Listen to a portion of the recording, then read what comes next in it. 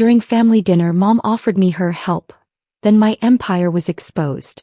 I almost canceled tonight's family dinner. Running a stealth multi-billion-dollar tech empire doesn't exactly leave room for small talk over Mom's famous pot roast. But some traditions die hard, and Mom's guilt trips die harder. Serena, sweetheart. Mom gushed as I stepped into their sprawling colonial mansion in Greenwich. You look so comfortable. Her eyes swept over my deliberately modest outfit. Faded jeans, a simple navy sweater from Target. The Patek Philippe on my wrist cost more than their mortgage, but they didn't need to know that. Yet. Tech startups, Dad announced knowingly to his golf buddies seated around the mahogany dining table. No dress code whatsoever. If only he knew I'd just closed a $750 million acquisition during the Uber ride over, typing approval codes while stuck in Connecticut traffic.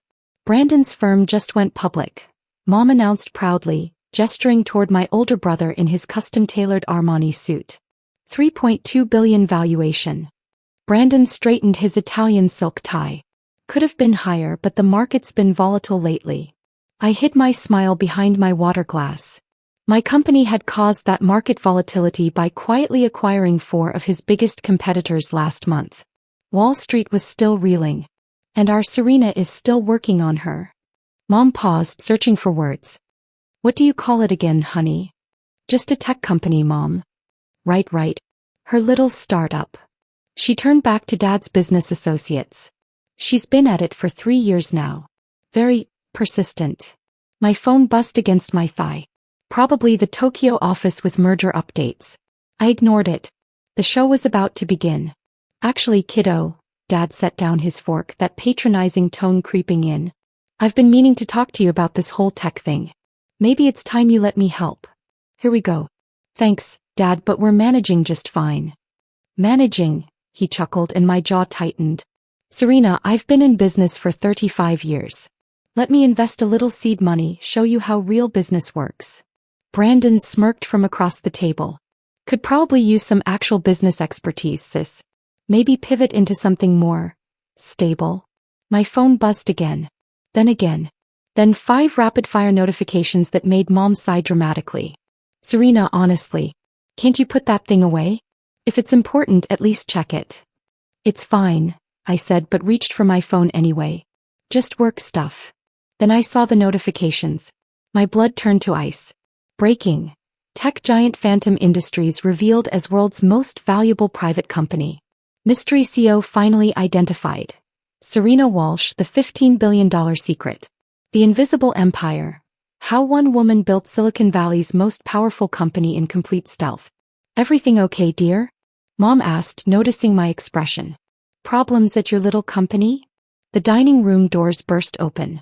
James, my chief financial officer, rushed in clutching his tablet, his usually pristine appearance disheveled. Ma'am, I apologize for the interruption, but... He stopped short, taking in the formal dinner party scene, the crystal chandelier, the confused faces staring at him. What is it, James? I asked calmly, though my heart was hammering. The story broke. Everything. Your net worth just crossed $15.7 billion with the market reaction to the reveal. Mom's sterling silver fork clattered to her Wedgwood plate. Billion. Dad choked on his Cabernet Sauvignon. There must be some mistake. No mistake, sir, James said professionally, straightening his tie. Miss Walsh is the founder and CEO of Phantom Industries. We've operated in complete stealth mode for 5 years, but someone leaked to TechCrunch. Brandon's face had drained of all color. Phantom Industries. The company that's been systematically acquiring everything in Silicon Valley? The same, I confirmed, standing slowly. The company that bought out your 3 biggest competitors last month. Sorry about that market dip, by the way. 15 billion, Mom whispered faintly. Actually, James checked his tablet, it's up to 16.2 billion now. The markets are responding extremely positively to your public reveal, ma'am. Dad stared at me like I'd grown a second head. But you said it was just a small startup. No, I corrected, straightening my shoulders. You said that. I just never bothered to correct you. My phone was going insane now. Calls from Bloomberg, Forbes, CNBC, The Wall Street Journal. Business partners from 3 continents. The governor of California. Those business trips, Mom said weakly. When you said you were meeting with investors. I was acquiring companies larger than Brandon's, I finished.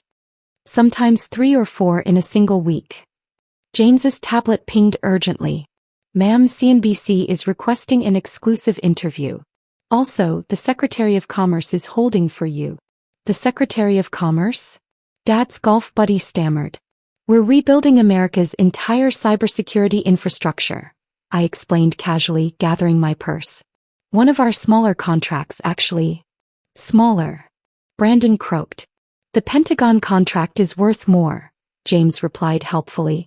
And the NASA partnership, of course.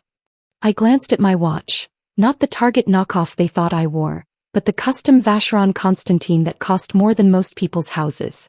James, have the car brought around. We need to get back to headquarters. Your headquarters? Mom asked weakly. The local one? I meant our North American headquarters, I said.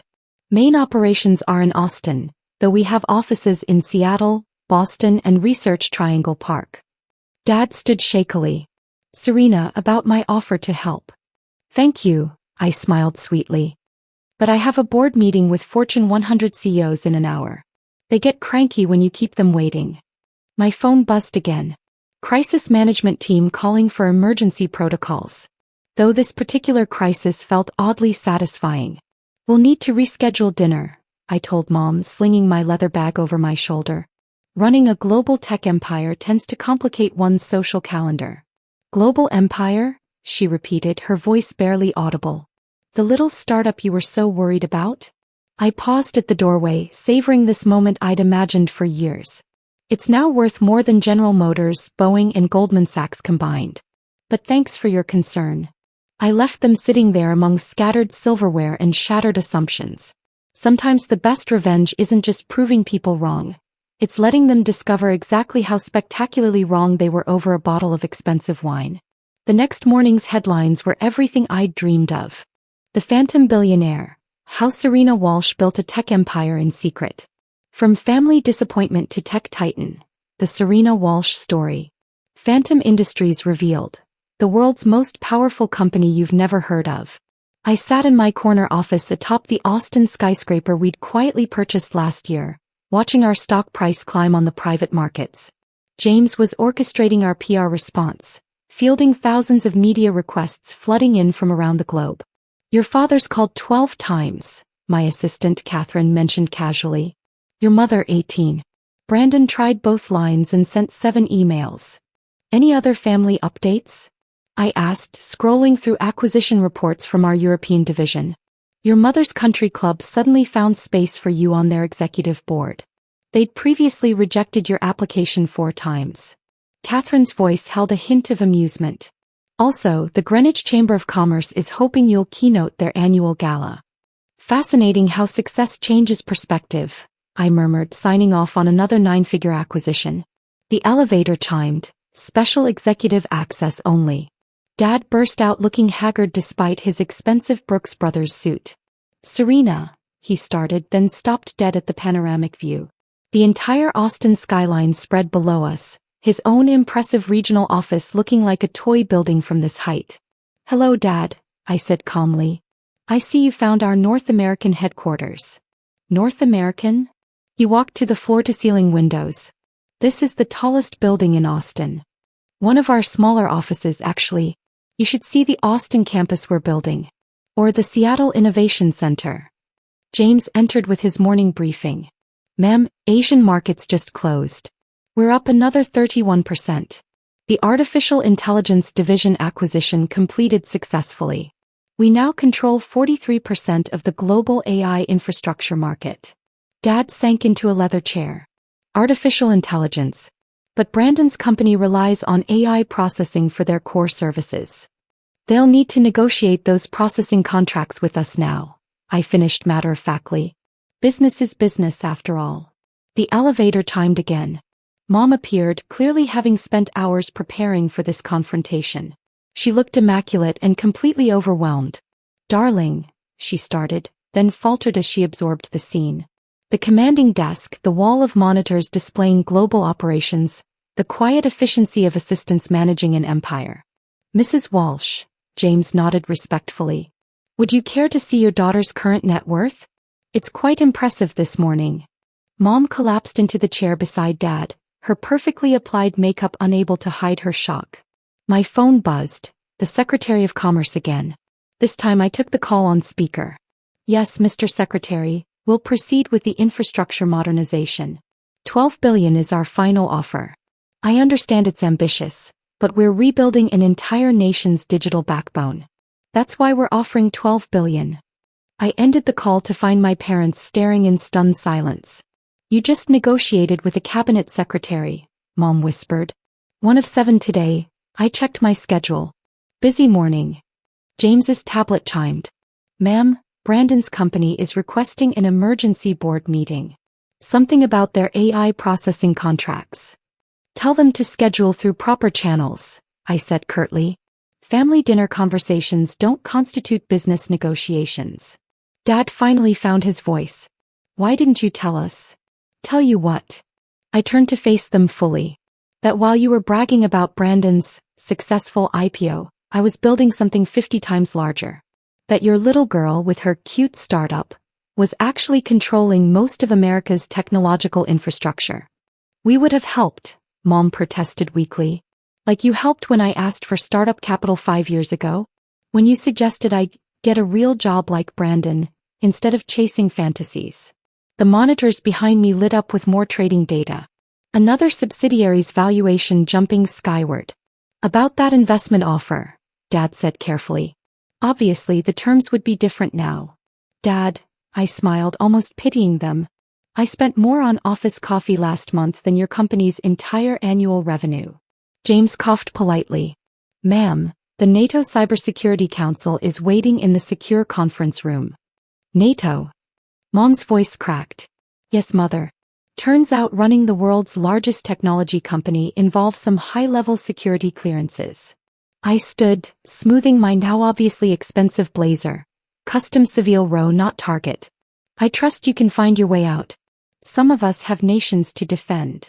Serena, Dad tried one last desperate time. We're still family. I paused at the conference room door. Family would have believed in me 5 years ago. Would have seen me building something extraordinary instead of dismissing it as a phase. My phone buzzed. Brandon this time probably panicking about his AI contracts. Tell Brandon, I instructed Catherine, that business hours are 9 to 5, and his sister the CEO doesn't take personal calls about professional matters. When did you become so?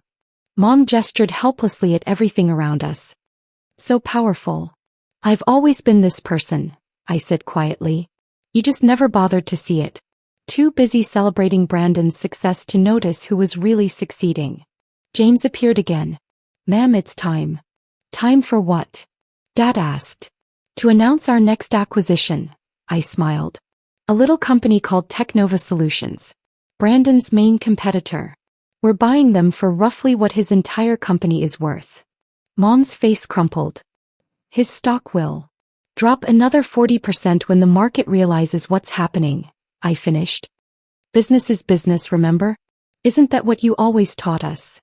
I walked toward the secure conference room, then paused at the threshold. Oh, and Mom? About that country club board position. I bought the entire club this morning. You can keep your membership though. Family discount. I left them sitting there, surrounded by evidence of the power they'd failed to recognize building under their own roof. Sometimes the best revenge isn't just proving people wrong. It's becoming so much bigger than they ever imagined possible. The Forbes cover story hit newsstands a week later. The Phantom Queen, how Serena Walsh built a $1 trillion empire in secret. I had the magazine framed, not for the cover photo of me in front of our Austin headquarters, but for the small inset showing our building dwarfing Dad's company offices. The tech world is still reeling, the CNBC anchor was saying on one of my office's many screens.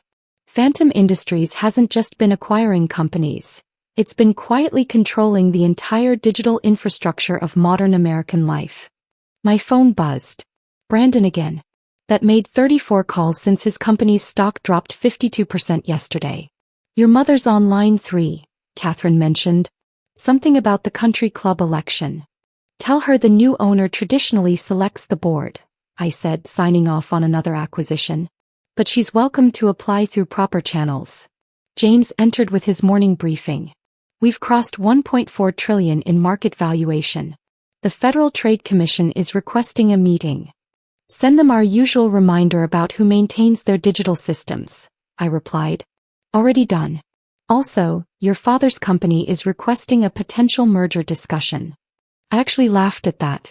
Tell them we don't acquire companies worth less than our weekly server costs. The elevator chimed. Brandon stormed in, looking considerably less polished than his usual executive persona. You have to stop this, he demanded. My company is hemorrhaging value. Fascinating, I replied, not looking up from my screens. Did you schedule this meeting through proper channels? I'm your brother. And I'm the CEO of the company that controls your entire digital infrastructure, I reminded him. Which role do you think matters more in a business context? James cleared his throat diplomatically. Sir, Miss Walsh's schedule is completely booked. Perhaps you'd like to submit a formal meeting request through our corporate liaison office. A formal request? Brandon sputtered. Serena, this is insane. We're family. Family. I finally looked at him directly. Like when you told those venture capitalists not to waste their time on my hobby project 5 years ago. That kind of family. His face went white. You knew about that? I own 3 of those VC firms now, I smiled coldly. I know everything that happens in Silicon Valley. My phone rang, the governor of Texas this time. Unlike Brandon, she'd scheduled properly through official channels. Now, if you'll excuse me, I stood. I have a call with the governor about our new manufacturing facility. It'll bring about 50,000 jobs to the state. Feel free to submit that meeting request, I added, walking toward my private conference room. I think we have an opening in. I glanced at James. March, he checked his tablet. Of next year. Brandon stood there, mouth agape, as I walked to the secure conference room. Before the door closed, I heard him ask James quietly, did she really buy the country club just to spite Mom? No, sir, James replied professionally. She bought the entire chain of country clubs across New England. Your mother's board application is pending standard review. The next few hours blurred together. Calls with federal agencies, international trade negotiations, and watching my empire expand even further. Phantom Industries wasn't just a company anymore. It was the invisible nervous system of the modern digital world. Around sunset, Catherine announced one final visitor for the day. Send them in, I said, already knowing who it would be. Dad entered slowly, looking older than he had at that fateful dinner just days ago. The weight of realization had aged him. Serena, he started, then stopped, staring at the wall of monitors displaying our global operations. His entire business career had been built around a small regional company. Mine was reshaping continents. Here to offer more business advice? I asked mildly. I'm here to apologize, he said quietly. That I hadn't expected. I was wrong, he continued, his voice heavy. Completely wrong. We all were. We saw what we expected to see, our little girl playing entrepreneur. We never imagined that I was building something that would make your company look like a corner lemonade stand. I finished. That the daughter you dismissed would end up controlling the technological fate of nations. Yes, he admitted. Exactly that. James entered with the evening reports. Ma'am, we've just completed acquisition of the last independent cloud storage provider. We now control 87% of America's data infrastructure.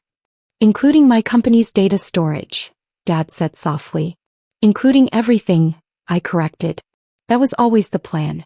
Control the infrastructure, control the future. And we never saw it coming. No, I agreed. You were too busy telling me to be more like Brandon. How is his company doing, by the way? You know exactly how it's doing, Dad said. You're the one controlling its fate. Business is business, I quoted his favorite phrase back to him. Isn't that what you always taught us? My phone buzzed, Singapore calling with Asian market opening numbers. Another trillion in value creation overnight. Your mother misses you, Dad tried one last angle. The family dinners aren't the same. Success has its privileges, I replied. And one of them is choosing which obligations to honor. The country club board is learning that lesson too, I added. Power isn't about whose name has been on the membership rolls longest. It's about who owns the membership rolls. Dad nodded slowly, finally understanding the scope of what I'd built. You're not just successful, he said. You're powerful. Actually, truly powerful. The difference, I stood, indicating our meeting was over, is that I always was. You just couldn't see it through your own assumptions. He walked to the door, then turned back. For what it's worth, I'm proud of you. Now, I repeated. After I built an empire? After I became more powerful than you ever dreamed of being. Funny how perspective changes everything, I continued as Dad lingered in the doorway. After he left, I stood alone looking out over Austin's skyline. Somewhere down there, my family was grappling with a new reality. That their world had always been smaller than they thought, and that the daughter they'd underestimated now held that world in her hands. The city lights sparkled below like digital nodes in a vast network, and in many ways that's exactly what they were. Every smart traffic light, every connected building, every digital transaction flowing through the infrastructure I'd quietly built over 5 years of playing entrepreneur. My phone rang one final time. Catherine calling. From her desk outside. Ma'am, the President's Chief of Staff is confirming tomorrow's briefing on the National Digital Infrastructure Initiative. Confirmed, I said, then added, and Catherine? Send flowers to my parents' house. Chrysanthemums. Any particular message, ma'am? I smiled, remembering all those family dinners, all those dismissive comments about my little startup, all those times they'd suggested I should be more like Brandon. Just put, thank you for teaching me that success speaks louder than words. As I gathered my things to leave, I caught my reflection in the floor-to-ceiling windows.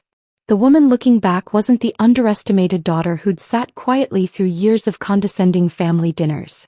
She was Serena Walsh, CEO of Phantom Industries, controller of America's digital future, and according to Forbes, the most powerful tech executive in the world. The elevator descended smoothly toward the parking garage where my Tesla Model S Plaid waited, not because I needed to prove anything anymore but because I'd helped design the autopilot system that powered it. My phone buzzed with a text from Mom. Serena, we need to talk. Please call when you can. I typed back, I'll have Catherine schedule something for next month. Looking forward to hearing about your country club application. Then I added, don't worry, I put in a good word for you with the board. Family counts for something after all. As I drove through Austin's streets, passing buildings whose digital systems I controlled, traffic lights managed by my algorithms, and billboards advertising products from companies I owned, I thought about the strange journey that had led me here. 5 years ago, I'd been the family disappointment, the daughter with unrealistic dreams and a cute little startup. Tonight I was driving home to a penthouse I'd bought with pocket change, after spending the day negotiating with world leaders and reshaping the global economy. The best part? This was just the beginning. Tomorrow I'd announce Phase 2 of the Phantom Industries expansion into renewable energy, space technology, and artificial intelligence research that would make today's revelations look like a warm-up act. My family wanted to understand how I'd built an empire in secret? Simple. While they were focused on what success looked like from the outside, I was busy building it from the inside. While they were playing small-town business games, I was designing the future. And now that the secret was out, the real fun could finally begin.